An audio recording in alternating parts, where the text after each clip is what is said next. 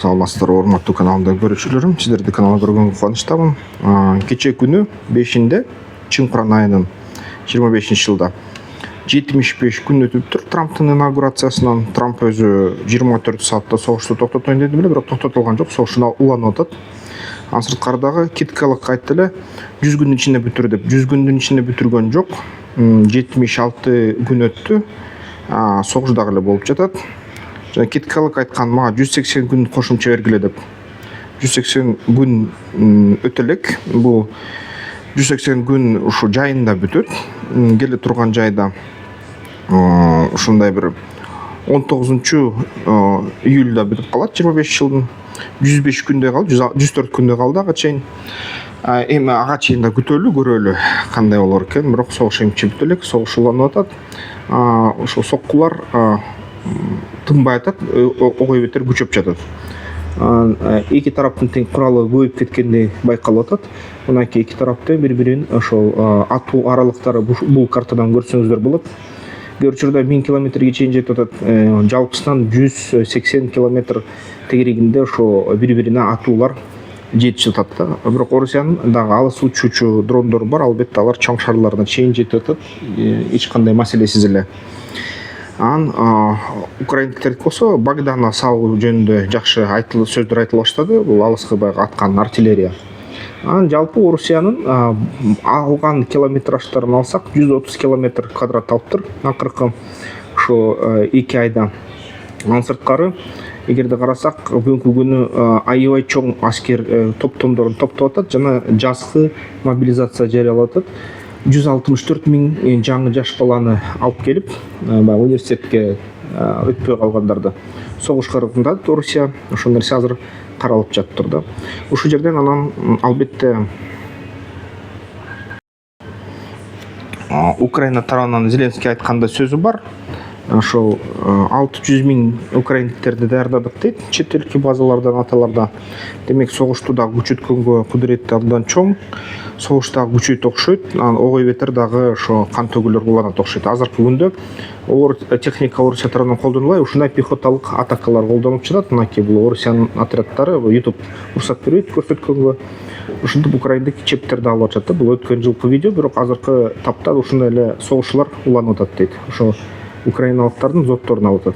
Бул жерде болсо украиналыктар Белгороддун тарабынан кирип, Херсон, Харьковдон кирип, ошо Орусиянын дрондорун токтотуп, атайын рептер менен анан ошо зотторун алып аткан кези, циклоп деген зотту атакалоо кези, буну дагы тарткан, бирок YouTube уруксат бербей атат. Толук көрсөткөнгө ошон үчүн ушундай блюр деп коет, мындай жакшы көрүнбөсүн деп атайын фильтр колдонулган да. Ушул жерден да ошондой пехоталык кагылыштар көп, бирок украиналык алга жылуулар бир гана концентрацияланган Белгород тарапта болуп атат. Ал эми Орусияныкы бүт фронттон болуп атат да ошондой. Баягы эле электросамокаттар колдонуп атат Орусия тараптан. Эң эркин ошо электросамокаттар, квадроциклдер абдан мындай кандай десем эффективдүү көрүнүп атат да. Ошол нерсеге өтө көңүл буруш керек экен. Ушундай индивидуалдык транспорт согуш майданында орун алды. Украиндиктер Орусиянын Энгельс базасын бомбалаганда орустар ушундай стратегиялык бомбардировщикти жоготту. Бир нече бомбардировщик жаракат алды.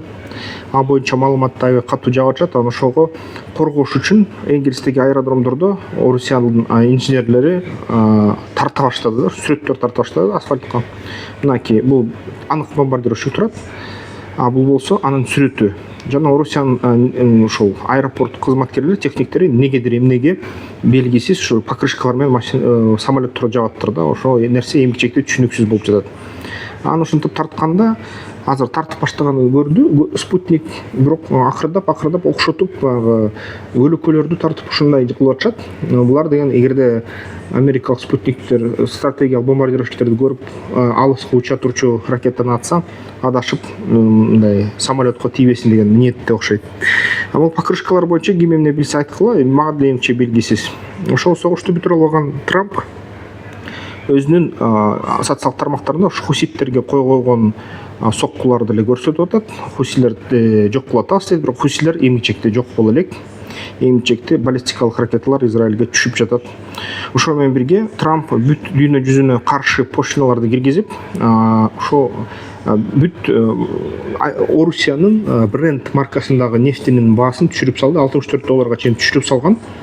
Ошо Чингурандын 3-төрүндө, Чингурандын 5-теринде, 6-ларында 49 чейин түштү дейт азыркы маалда. Ошондой баага түшкөндөн кийин Орусиянын прогнозу боюнча азырынча багы майы мындай төшөлгөн мындай коопсуздук көлөмү Орусияныкы жетет ошого чыдаганга, бирок көпкө эмес. Трамп болсо өзү дагы Америка Штаттарын пошлиналарын көтөргөндөн кийин 500%, андан сырткардагы ар кайсы өлкөлөргө ар кандай процентте, кээрлерге 10%, кээрлерге Камбоджага окшогондорго 49%, 46%. Ушундай пайыздарды көтөрүп салганда болуп аткан маалыматтарды көрүп суктанып атат өзүн кандай азаматмын, биз бүт ушу мен көрүп аткан сандар мени кубантып атат деп атат да. Бирок фонд базары $2 триллион жоготту дейт, дагы 2 триллион. Буга чейин 4 триллион, азыр дагы 2 триллион.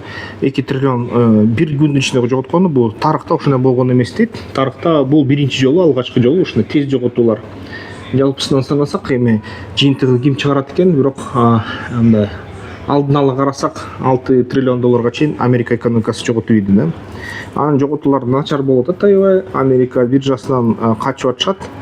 Кытай болсо сүйүнүп атат. Кытай болсо дагы 34% пошлина Америка Кошмо Штаттарына каршы чыгарды. Мурунку Канада 45% пошлина чыгаргандай. Бул өлкөлөрдө ошол жооп пошлиналар чыгара баштады. Дүйнөдө тарыхта ушундай мисал болгон. Мисалы үчүн ушу Америка Штаттары чоң депрессия болордун астынан дагы ушундай эле пошлиналарды дүйнө жүзүнө киргизишкен. Анын аркасы менен көп жыл өтпөй ошо Америкада уулуу депрессия деген нерсе пайда болду. Ошондо жумушсуз калып, акчасыз калып, аябай ошондо жапа чегишкен америкалык туристтер. Ошол нерселерге экономисттер эскертип атат Трампты.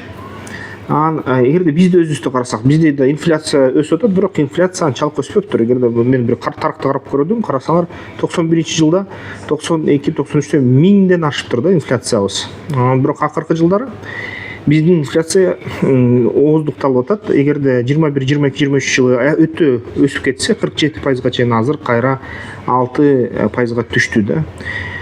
Дагы карасак, ушу негизи бизди пандемия аябай катуу согуптур. 21, 22, 23 жылы. 24 жылы азыр инфляциянын деңгээли 6,46, 7ден ашпайт да. Ошо менен бирге албетте кымбатчылык көп товарларга акыркы 2 жылдын ичинде 47-48%га өсүп кетти жалпы инфляция. Бирок азыр кайра калыбына келип жаткандай, инфляция акырдап ооздукталгандай да. Бирок карайбыз, азыр дагы экономикалык өнүгүүбүздү карасак, мурунку кызматташтагы СНГ өлкөлөрүнүн арасында карасак, биздин өлкөдө эң жогорку экономикалык өсүү пайызы. Бул деген 10,6% болуп атат да. Бул аябай жакшы көрсөткүч. Демек, ошо бизнес жасаганга жакшы заман келген окшойт да. Бизде эгерде колдон келсе, мүмкүнчүлүк болсо бизнести тез-тез жасаш керек туугандар, эч калтырбай. Бул жерде атайын QR код бар. Ушул QR код менен катталыңыздар, телефонуңуздун мээлесиңер чыгат. Каналды колдоп койсоңуздар да болот. Эмки видеолордон көрүшкөнчө эмне деп ойлойсуздар, комментарийге жазгыла. Аскер тактикалык федерация уюштурган, көп учурунда ошонун мүчөлөрү уюштурган жеке ошо эс алыш күндөрү болуп өткөн оюндар бар. Ошол оюндарга катышкыла. Анткени ушул оюндар ар бир базар күн болот. Ар бир базар күнгө албетте бул жерден жакшы тажрыйба алса болот оюнду. Анан кийин дагы аябай жакшы өзүңөргө ишенип алсаңар, чоң оюндарга катышсаңар аябай жакшы болот.